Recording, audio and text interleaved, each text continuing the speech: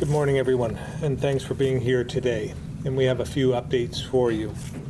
First, on our heating system efforts, we've heard back from about half of the 1,000 we surveyed due to reported damage to the heating system, with about 50% of them reporting their systems are still not working. The next step of this process is to connect those who need help with repairs with technicians.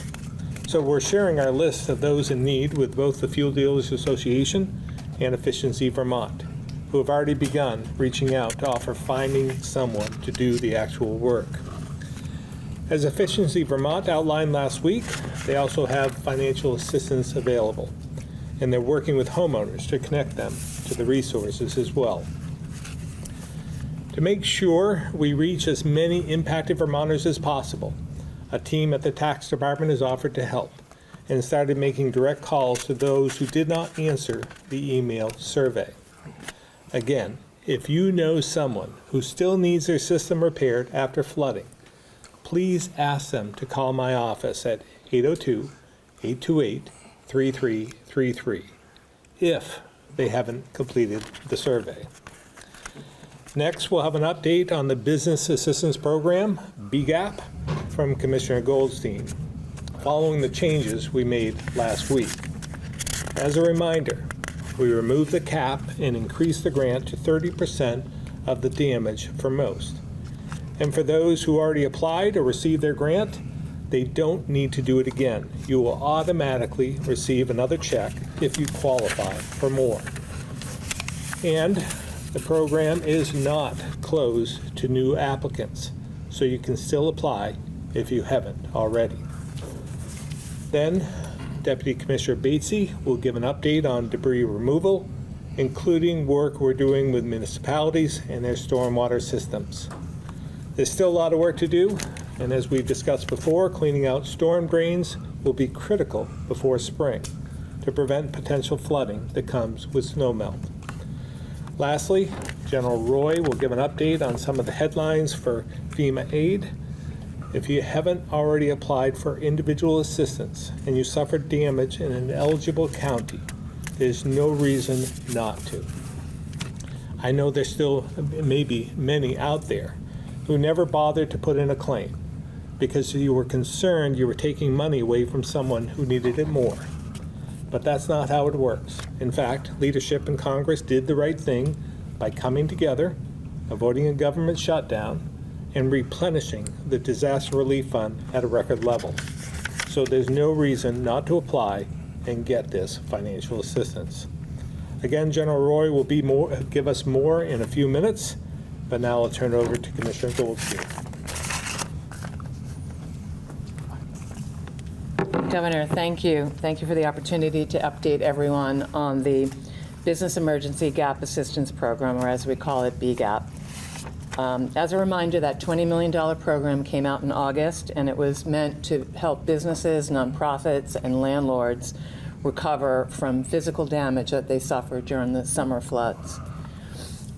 We're very motivated by the fact that this is helping businesses reopen, it's helping them recover, employees coming back to work, customers being served, tenants being served.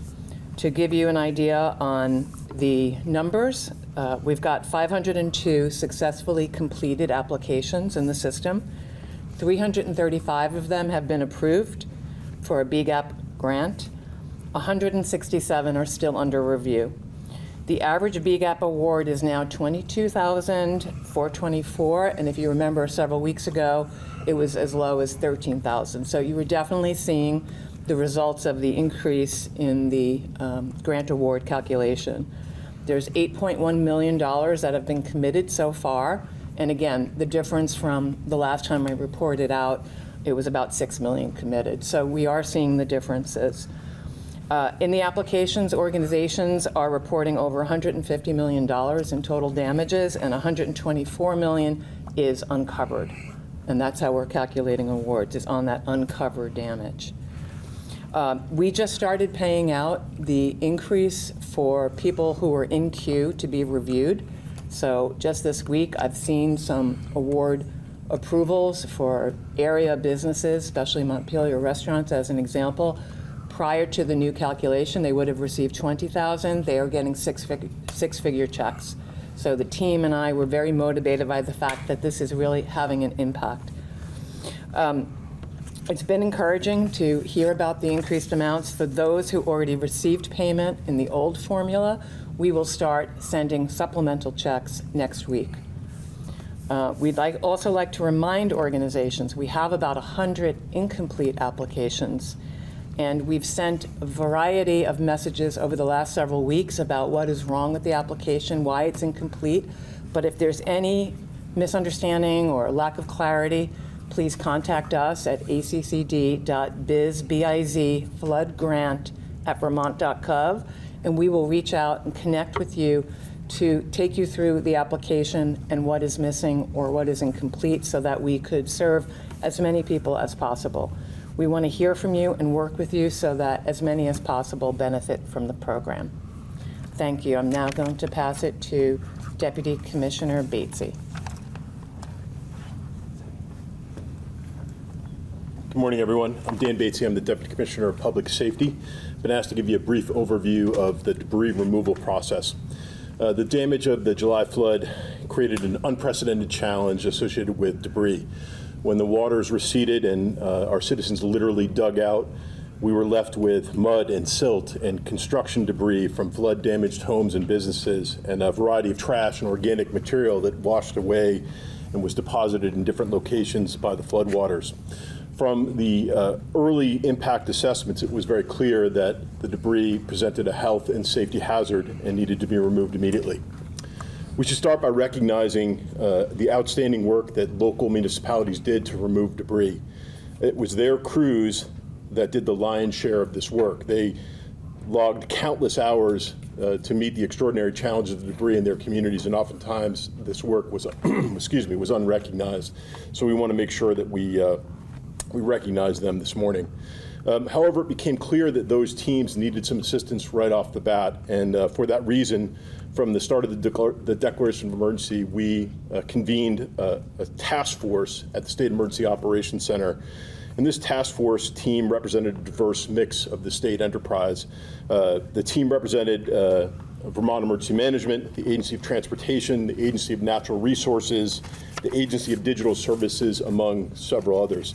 And we really had two functions: find the debris and remove the debris. To find the debris, we first turned to the local emergency managers and town officials.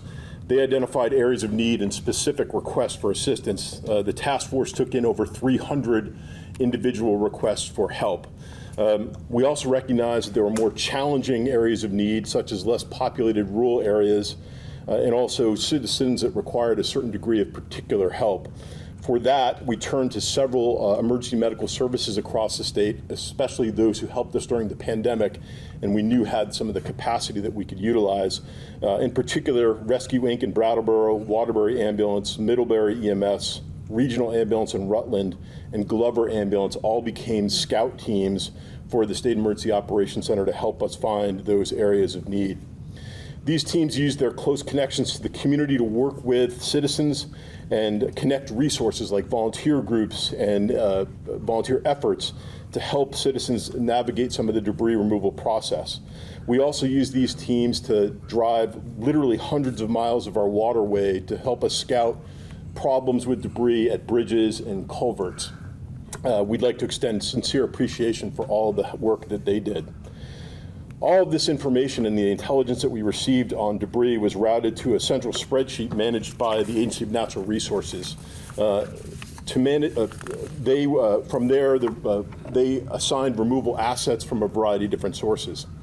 To manage the initial large-scale debris piles, and you can imagine those are the ones in Montpelier and Barre, the big piles, we used a pre-contracted vendor. These vendors were contracted with the State Emergency Management Plan prior to the flood. Ceres and Tetra Tech were the two that we used.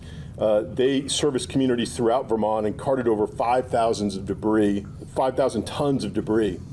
We also added the Agency of Transportation Resources, led by their flagship truck nicknamed the Bounty, as in the quicker picker-upper. AOT Resource also logged hundreds of miles and moved many tons of construction debris and vegetative matter. Their work is ongoing and will continue for a while. I'll be glad to share some specific numbers around the debris that they've moved, if that would be helpful later. The task force also identified some unique challenges with debris, including flood debris on private property, as the governor mentioned, clogged storm drains in communities, and also debris within the channels of the river. Right now, we're working on a variety of different solutions, including working with local municipalities. On the storm drain issue, what we're trying to do is identify those communities who need some help. Many communities are able to manage the situation themselves. Some have their own back trucks.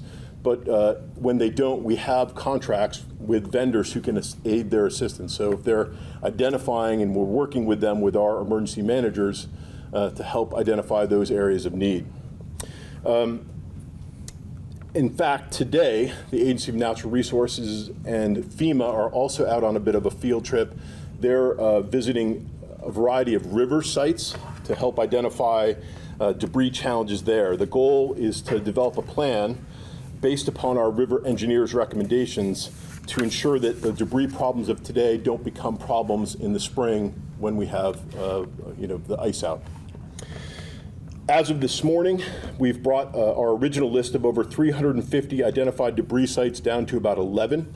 Although admittedly that number is dynamic, it changes all the time. We will add more in the future. We still have some unique challenges like large washed out culverts and river issues that I just spoke about, but the task force is working on the creative solutions that we need. To date, we've moved 12,010,000 pounds of flood-related debris and 1,987 cubic yards of vegetative debris. That's not including the work of local municipalities. For all this success, however, we know there are ongoing challenges. Towns and cities have had their hands full for a very long time. There are also homeowners that are still in need of assistance or waiting for FEMA reimbursement before they begin their renovations. So this means that our work will continue. If there are debris-related concerns, we urge citizens to contact their local municipalities first. They, most of the time, have resources.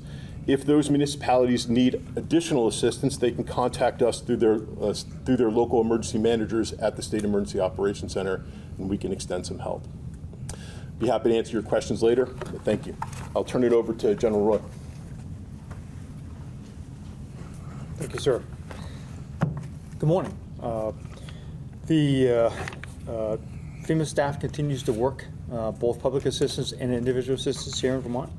We've just passed $20.8 million in individual assistance, and our current estimate before we've completed all the work with AOT and BGS is about $123 million for public assistance, and that's growing.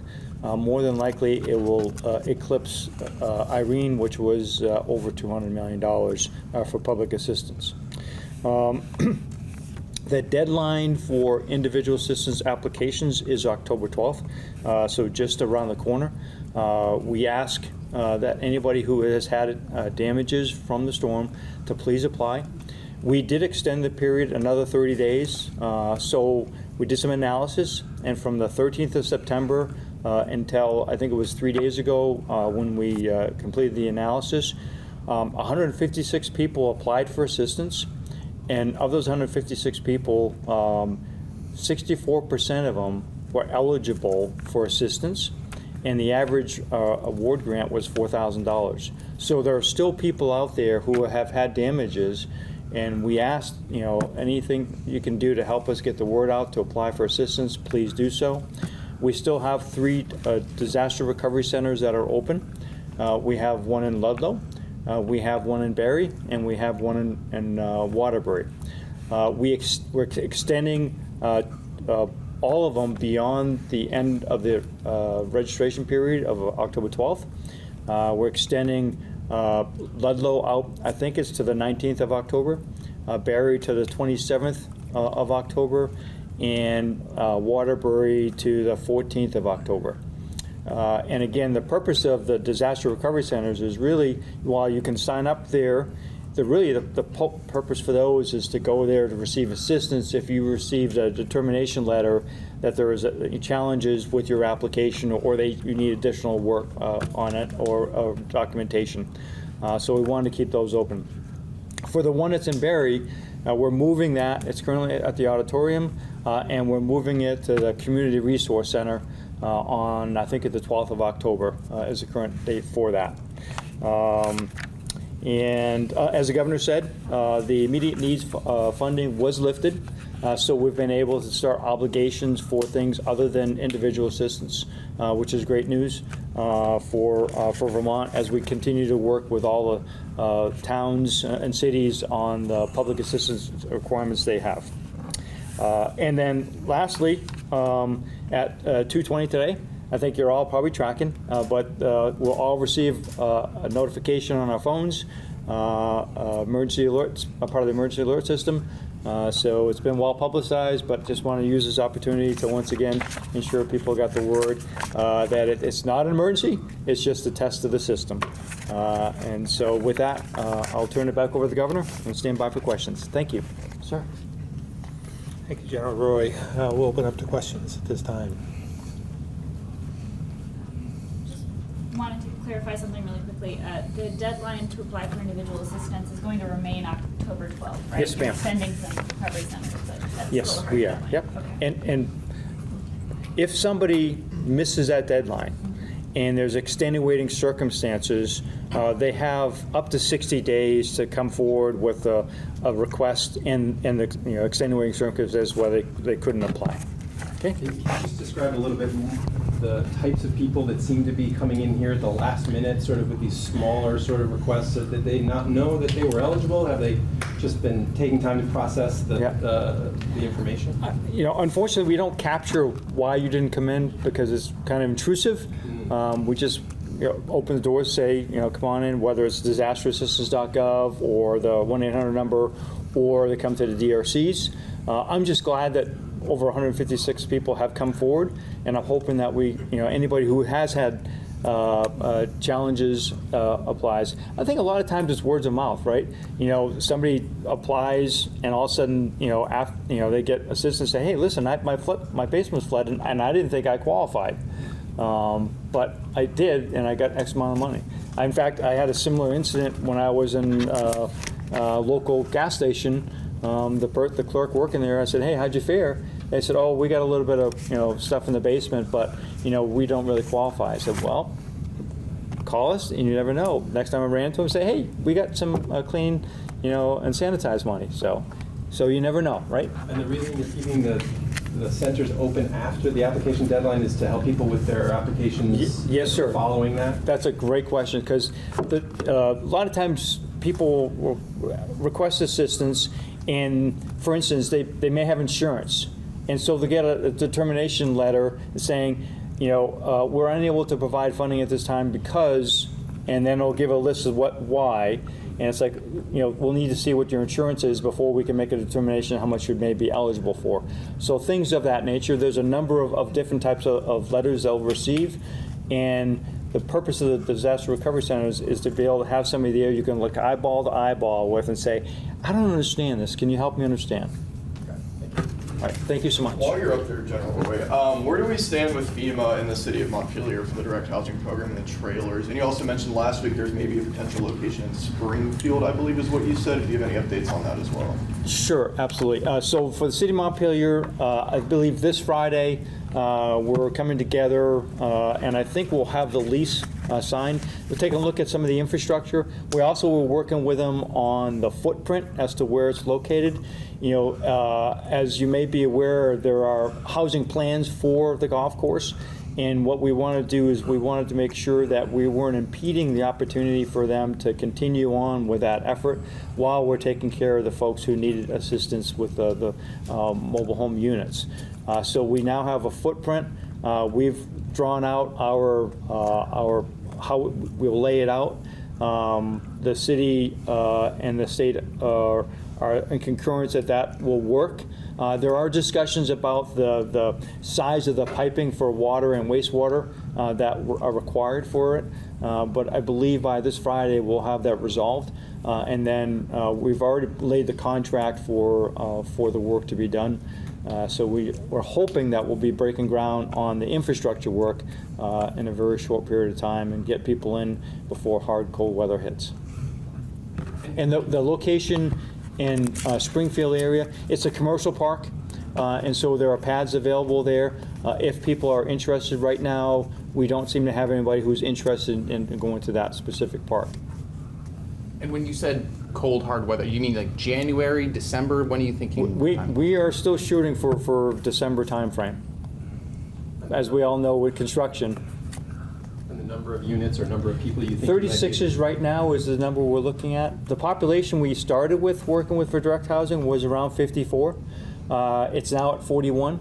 As we spoke about before, right? You know, the longer it takes to get things done, people find other type of solutions. So right now we're still looking at 36 units for the golf course, Montpelier area. Is that 41 statewide? 41 statewide, yes, ma'am. I think it's like five, and then I think it'd be 31, I guess, right? So, I'm sorry, is it units Yeah. or people we're talking about? I'm sorry, applicants, yes. Washington, so for Washington County is a big number. Thank you, sir. And then the smaller numbers for Memorial and Windsor. Great, Oh, no. Thank you not so yet, much. Sorry. I have a question. I'm hoping that you could elaborate a little bit on what you found from the survey of people with damaged or no heating systems.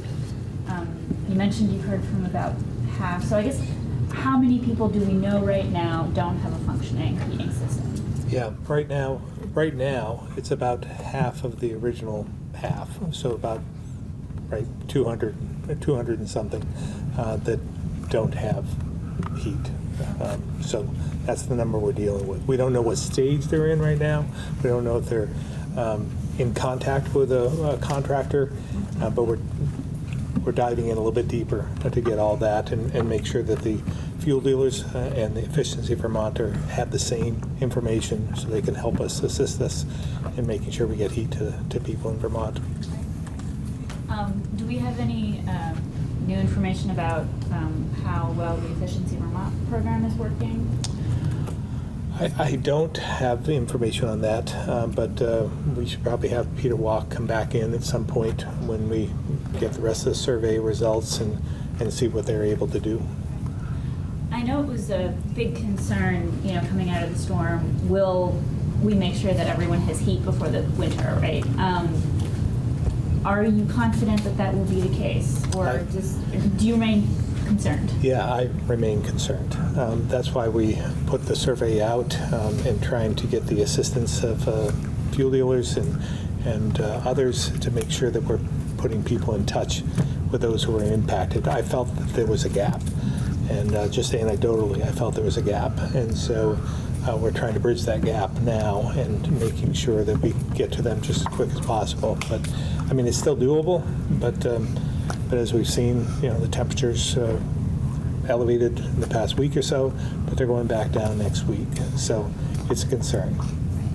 What are you, and then I'll give up the mic, but what are you finding are the biggest problems? Just finding people who can do the work, or are people That I struggling? don't know. I mean, I haven't gotten into the survey far enough to know whether it's supply chain issues or it's the actual technical support and the actual tradespeople to do the work. So that's why we're trying to analyze that and get the fuel dealers and Efficiency Vermont get their feel as well and their feedback. So of the original 1,000, only about 250 still don't have heat that we know of? Or is it just that that's how many people have affirmatively said I don't have heat? Right, those are the only ones that have affirmatively said that they don't have heat or complete heat. We don't know what stage they're in either. They may be somebody working on their issue, but that's out of, we have 500. So we had 1,000 we put out, 500 responded, and then half of them said we don't have heat. So we don't know if that's it or whether there's more. Thank you. That's why it's really important if you know someone who doesn't have heat, and if they haven't filled out the survey, call our office at that 828-3333. I can follow up on that. Sure. So, Governor, at the beginning of this, you granted yourself, I think, is probably the right way to say it, some powers to streamline certain permitting requirements and other things. Have you considered, or do you think it would help to have some sort of expedited ability to repair systems without permits or without anything like that? We'll do whatever, the emergency order is still in place, Right. and we still have the ability to waive whatever restrictions stand in the way of someone getting heat. So if there are restrictions, we will do whatever we have to do to make sure that we alleviate that. Do you think that might be one of the holdups? I mean, I remember getting someone to look at my heating system, and it involved setbacks and things and lots of complicated sort of engineering. I don't know you would want to waive engineering requirements for safety, but maybe there's something. Yeah, it would depend on what the issue is. For instance, if it's a if it's somebody that was, if we needed to get more help out of state, for instance, in New York or New Hampshire, and there was licensing requirements or something, we could waive that. Right. But certainly not safety. We would want to make sure that we work our way through that to make sure that they were safe.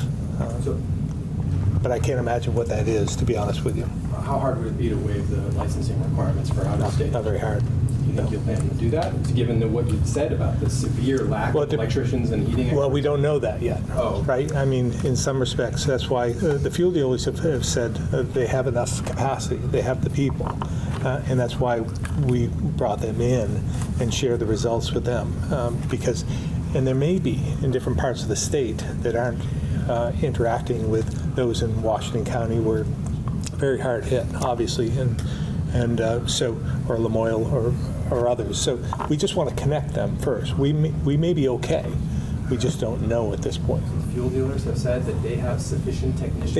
They said they hadn't heard that there was any any short supply in terms of their people, but people in some counties may have not have reached out to them. And They've been saying for years that there's an acute shortage of people in those fields. So I was surprised but to deal with this disaster. Got it. Thank you. Yeah. Overall, there's still a lack of tradespeople. Governor, statewide, there's many leaf peepers and tourists that are coming. Fall foliage is popping right now as we speak. Many of these buses are going to be stopping in Montpelier as well. What do you hope that tourists and leaf peepers take away when they see some of the damage in Vermont? Well, again, there's a lot of places to visit throughout the state that weren't impacted, much like Irene. But I think having some empathy for those who are suffering and going through this is good for people to see. But we are open for business, and we're optimistic that this is going to be a banner year for tourism in some respects. We still have, I don't believe we're peak everywhere in the state, and I think there's still a lot of time left between now and sixth season. Governor, House Speaker Karinsky last month asked the Climate Council to focus on climate adaptation and resiliency. Has your administration responded to that, and might it force spending less money on emissions reduction? We haven't responded directly. I think that was in, I think her comments were to the Global Warming Solutions. Well, the letter was to Administration Secretary Kristen Klauser, head of the VCC. Right. Yeah, I'm sure they as the council have, I don't know if they've responded or not, but we've talked about it. In fact, they were working on many of those same initiatives. So I think they were going to respond. Do you have any perspective on the debate over what the steam heat in Burlington, the district heating from the McNeil plant? Whether it's a good idea or not from a climate point of view? I can only give you my point of view. I think it's a great idea. I think it's served Burlington well. I think it's serving Montpelier well, and I think it should be part of our overall, heating programs, wood heat. Thank you. Sorry. For Deputy Commissioner Bates, we were speaking of debris. I don't know if you'll be able to speak to this at all, but considering we do only have the one landfill in Coventry, I guess, is that where most of the debris was going? Is there any concerns that it can handle it, or are we going to be all right there? It seems as though we've been all right. We've certainly peaked the crest of the debris. Now, it's not saying that mission accomplished or anything, but they've handled the bulk of what we've thrown at them, and there's no indication that they're pushing back against us. A lot of the debris that we have left now is vegetative debris, and we've been working with a site down in Springfield that is handling all of that and doing all of the grinding and the various things that are necessary to take care of that. So I've had no indications that there's a problem, but we'll keep an eye on it. You mentioned there's 11 areas, I think you said, that we're still kind of working on. Where are some of the problem areas still geographically? They're a little bit all over the place. So our original list of, when we reached out to communities, the original list was 353, I believe it was. We've worked through that list down to about 11, but as I said before, it's a dynamic number. We get requests on a regular basis. Yesterday, AOT was in Johnson and took nearly 10 tons of debris out of Johnson, and that was just a coordinated effort by the community there to reach out to homeowners who were still doing some renovations. So those pop up from time to time. So 11 could be 15 tomorrow. It could be 9 tomorrow. But that's about where we are. As I've said to the governor before, it's a little bit like playing whack-a-mole. Every time we sort of get a bunch done, more pops up over on this side. But we'll keep at it. Got a few folks on the phone. So we'll start with Chris Roy, Newport Daily Express.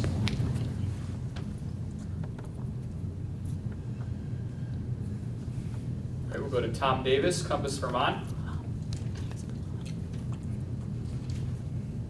Thank you. On a different topic, Governor, the News and Citizen has a story today saying that Smuggler's Notch and Stowe, or Vail Corporation at this time, has postponed any plans to try and build this gondola connecting the two ski areas, mainly because of a lot of opposition from the Agency of Natural Resources. So I wondered if you had a comment on that. Yeah, I had not heard that, nor do I have all the details and what they were going to do. It sounded like an interesting concept when I first heard about it, but I don't know the area that they were considering, obviously going over the upper elevation, but I didn't know what the route was and what the difficulties were in doing so.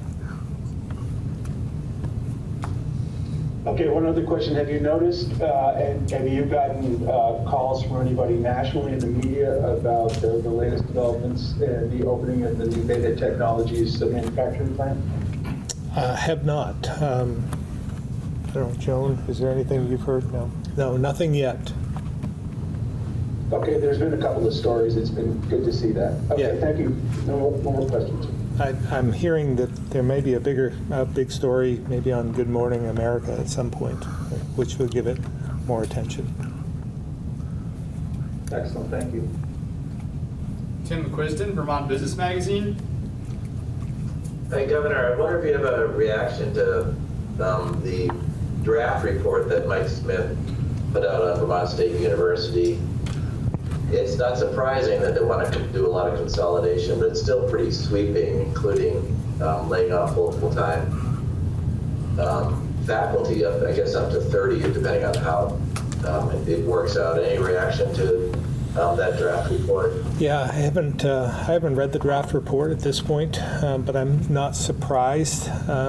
They continue to struggle, but I think there is hope on the horizon. And this is something, the legislature had asked for. There was a lot of money that was put into the Vermont college system, the state university, and but there was also the request by the legislature to reduce the amount of money that was for overhead and to try and get into an area where they could be self-sufficient. So It's no surprise that there's some layoffs. I look at it from a business perspective, and I look at students like customers, and if I have fewer customers and to survive, I need to cut my overhead. And I think they have the same situation here. I mean, this is not something that's happened overnight. It's happened over decades now, and they just have to cut their overhead in order to survive. But at the end of the day, what we need to do is bring more people into the state. And I think Beta is a good example of how we're going to be able to do that. But we need more activity, economic relief. We need to make Vermont more affordable. And we need more families to move to Vermont. Because 90% of the students historically at the Vermont college system have been Vermont students. They come from Vermont. So when we have fewer of them, it doesn't take long to come to the conclusion that there are less students available. And so that's been their issue, and they just are trying to come to grips with being self-sufficient. I know you're looking at this from a distance, but would you be in favor of even closing one of the campuses? I think that's a decision they have to make on their own. They're separate. They're out of our purview in some respects, but I think there's a way to do this in a structured way where you may not have to close a campus, but you're going to have to find other uses for part of your campus that's not being utilized today. So again, I think that they're all contemplating that, and we'll see what happens as a result of this report. Has a long ways to go. Thank you, Governor. Keith, the Rutland Herald. Hi, I was wondering if anyone was aware of the current situation going on in Paulet with the Slate Ridge and the owner, Daniel Bonnier. My understanding is the environmental court had put out an arrest warrant for him. The time period for that arrest warrant expired without him ever being arrested. And I think now the court is saying because this is being appealed to the state Supreme Court, they can't modify the order in any way. I'm just wondering what anybody thinks of this situation, if there's anything else to be done here, if it's just, or what's going on with this. I mean, it looks like the court's authority is kind of being a little undermined here by law enforcement not following through for whatever reason. I don't have any, I guess I'm not aware of what we could do at this point in time, but we'll certainly look into it. I have heard and read something about the situation, but I'm not sure of the details of that and what is even being asked at this point. All right, fair enough. Thank you. Try Chris Roy one more time.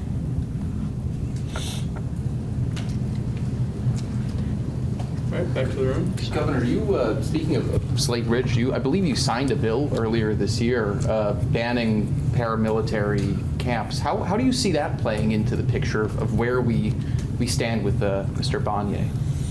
Yeah, well, I think his contention is that he doesn't fall under that jurisdiction. He's found another way, or at least that's what he's going to. The argument he's going to make to the court, I believe, is that he doesn't fall under that. But I still believe it was the right thing to do. Governor, so tonight in Stowe, we have a benefit concert where 100% of money is going to recovery efforts, even Oktoberfest later on, and a ton of events like that. So I guess just from your kind of helicopter position as governor, I guess what's it just been like the last few months watching municipalities, organizations come together to help the thousands and thousands of restaurants and businesses that have been affected? Yeah, well, it's heartwarming to see. And people who weren't affected by the flood directly still feel a sense of camaraderie to those who were across the state. And I think that that's part of the beauty of being here in Vermont, a neighbor helping neighbor, coming to the aid of those who need us at that time. And we've proven it time and time again, whether it's Irene or this July flooding event 23.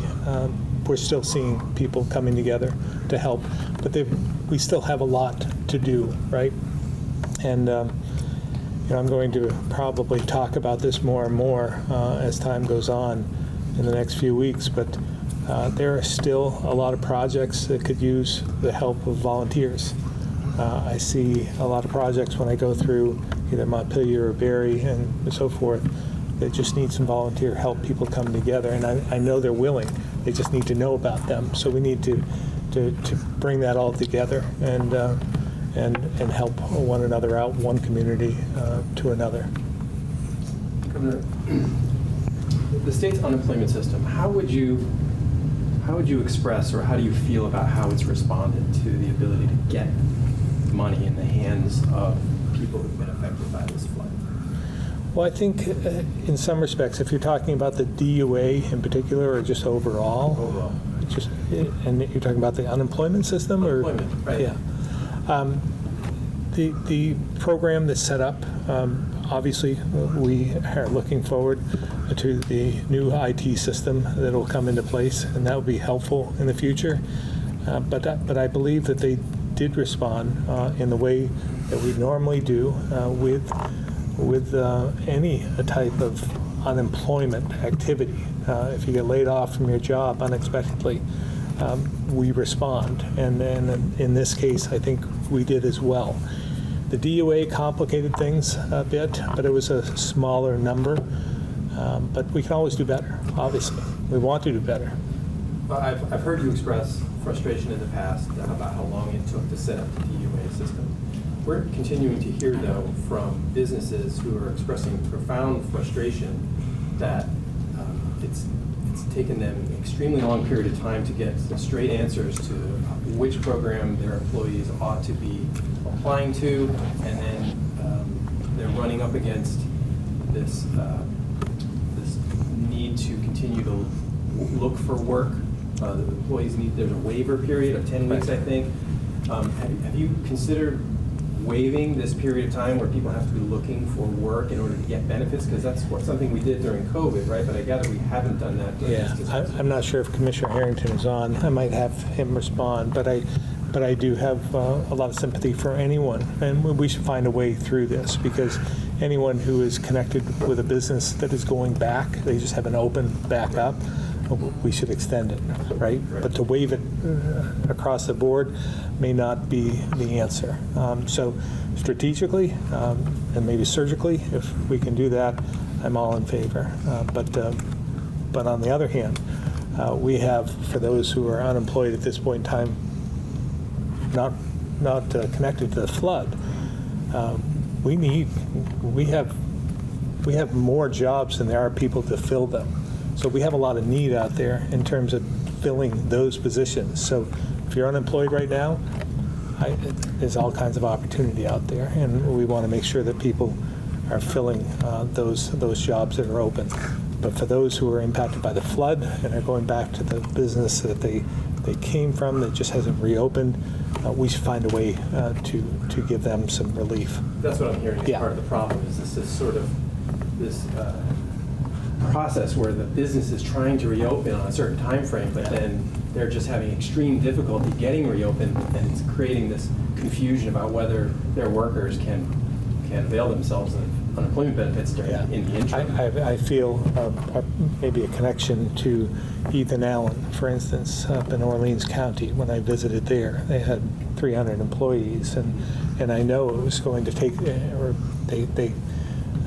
they offered that it's going to take some time to open back up, and they didn't want to lose their employees because they're few and far between in that area, but they're a major employer. So again, I feel an urgent need in that particular situation, as I do with anyone who is impacted by the flood. So now we'll see what Commissioner Harrington has to say. Hopefully it's all the same thing. Deputy Commissioner. Governor, it's Deputy Commissioner DeGree. Commissioner Harrington isn't here. We have extended the 10-week return to work date for a variety of companies on a case-by-case basis. Basically, for the reasons that the governor has outlined. I mean, the reality is it's a date to make sure that statutorily companies in the past have kind of used an extended return to work date as kind of a way to game the system, and that's kind of the reason it's structured there. But we have worked with companies to extend that date or that time period from 10 weeks to 12 weeks to sometimes 14 weeks that have been in communication with us, and we would certainly love to hear from any companies who are interested in extending that date for the exact reason the governor just outlined. We don't want a company to lose its workforce because they were struck by a natural disaster. So that is something that we can do on a case-by-case basis.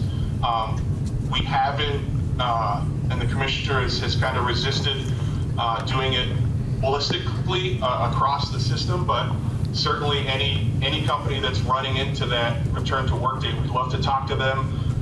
It's not something that I think we're comfortable just waiving in perpetuity, but if you know that it's going to take 12 or 14 weeks from that date, or longer if there's a date certain, that's the reason it's there. So have them reach out to us, and certainly we'll work to get that message out as well.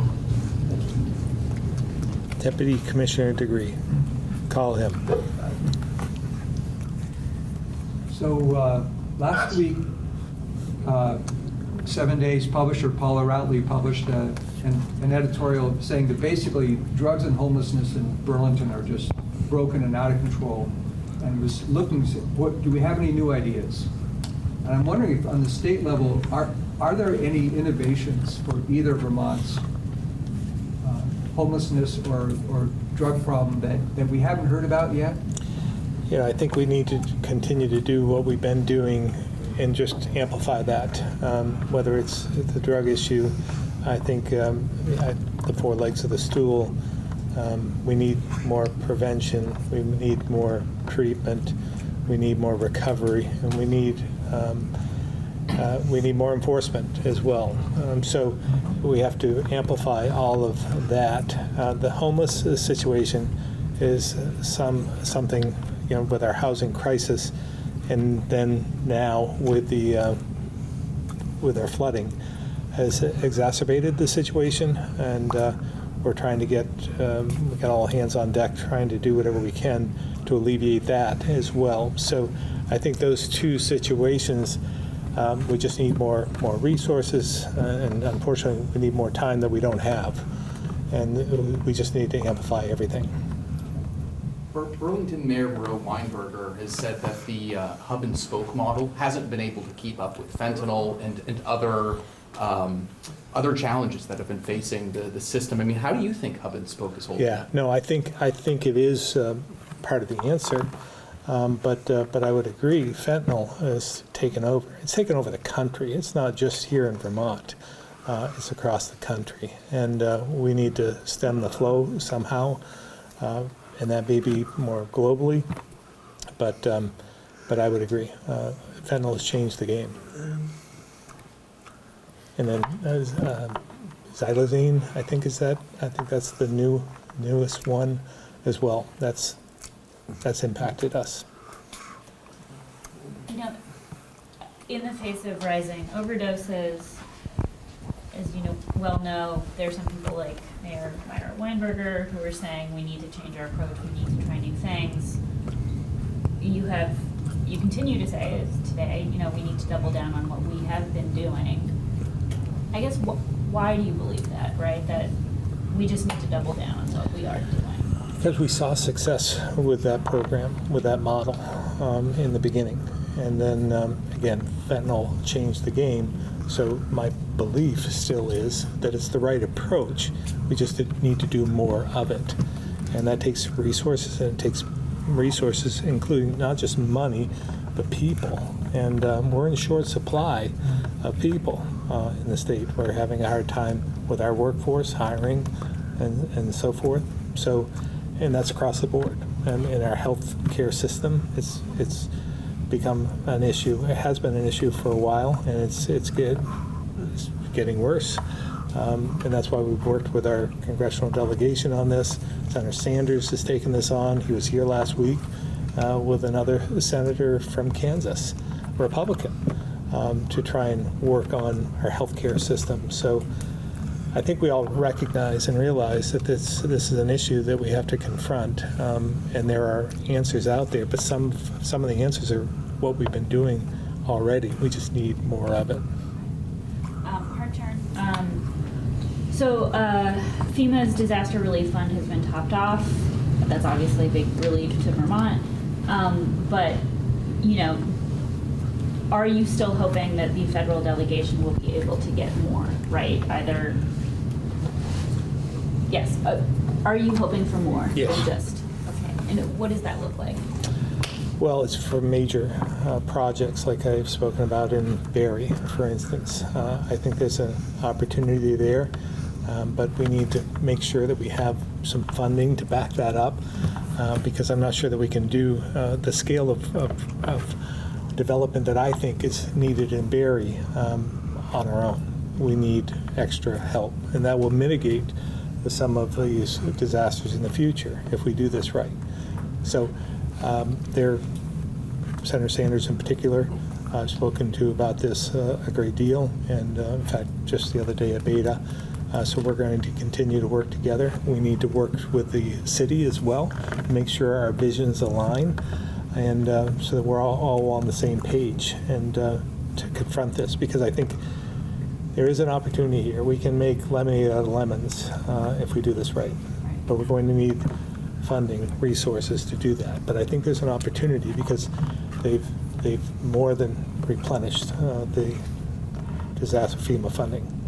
So there's an opportunity for Congress to utilize some of that to mitigate in the future. Are you hoping for just additional housing money in general, I guess, or is it just a development to Barrie?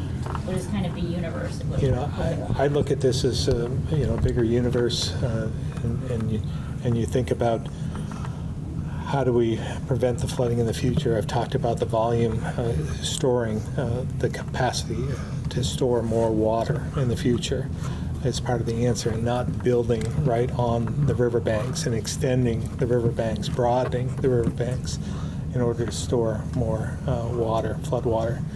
And but this all can be done connected together with housing and buyouts and so forth, to try and replenish the housing as we provide more storage capacity. So it could be done. We should start upstream and work our way through in some of these impacted areas that are historically vulnerable.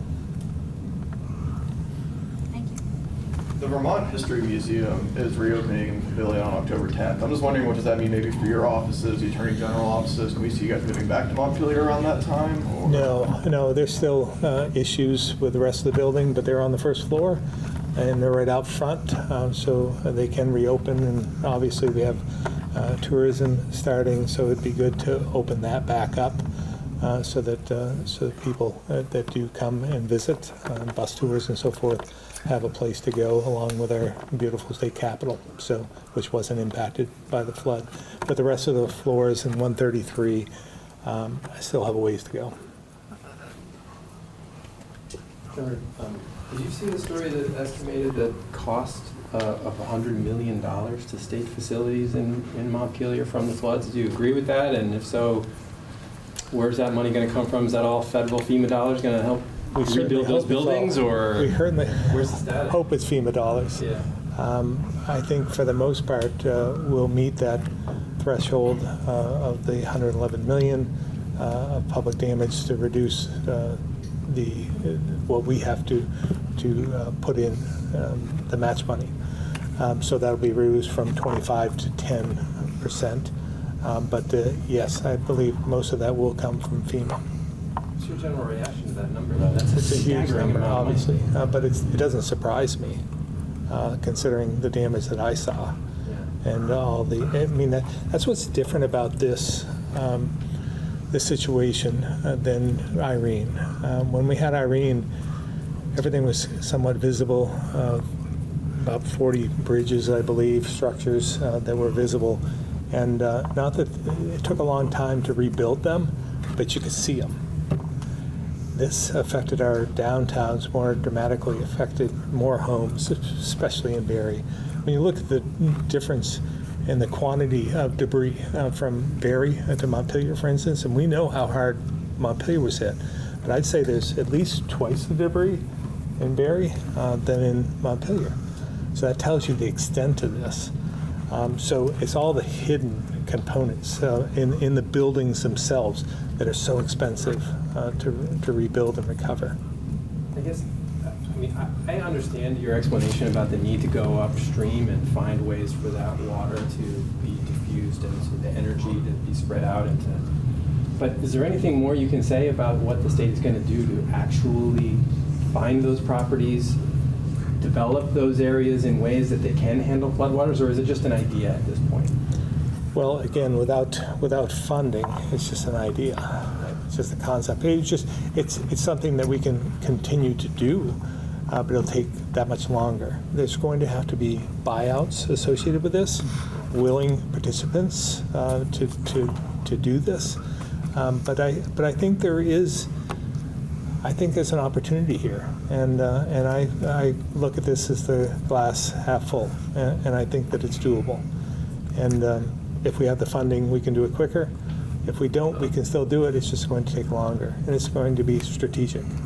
What is your confidence level after what you've seen in Congress this week, and specifically the House of Representatives? What's your confidence level? Well, one day it's higher than some other days. But seeing that they came, I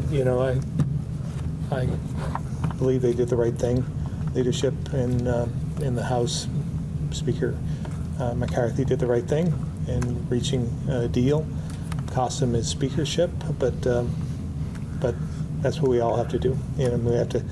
We have to deal with the reality at hand and do for the greater good, and suffer consequences after. So I'm hopeful that they'll come together in some way, but we're seeing this division, this fracturing throughout the country, and it used to be. I've used this analogy before. It used to be that there was the pendulum that went back and forth, more liberal, more conservative, back and forth like that. But now this pendulum's just broken right down the middle, and it's going in opposite directions. I don't know how we need to bring it together, because I think the vast majority of people across the country are more moderate centrists. It's the extremists on both sides of the aisle that have the loudest voices, and obviously with a limited number of people have quite a bit of power when you have such a fractured government.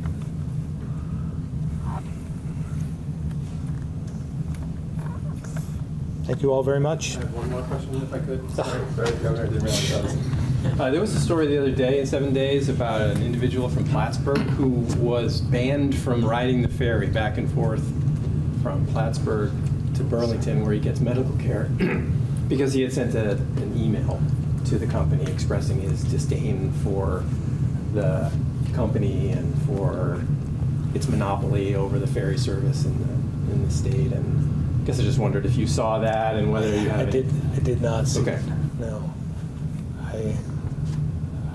I don't have any details. Hard to comment on that before seeing that. Thank you very much.